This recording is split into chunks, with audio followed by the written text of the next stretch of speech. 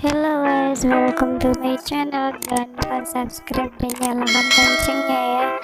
Nah, di sini saya akan berbagi tahu tentang cara upload file di Google Drive dan berbagi file lewat Google Drive. Oke guys, jika kalian udah punya aplikasi Google Drive-nya, langsung pencet aja aplikasinya. Nah, nanti akan muncul di bawah itu tombol plus.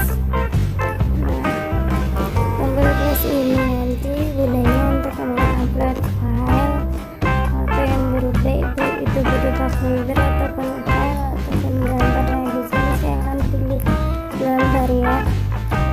Kita tunggu beberapa detik untuk upload gambarnya. Nah, nanti di pojok bawah itu akan muncul titik tiga. Nah, itu nanti diklik, terus kita klik berbagi link, terus kita cari linknya.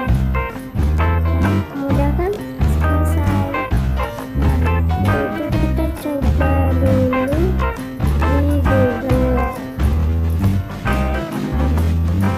untuk mengecek kira-kira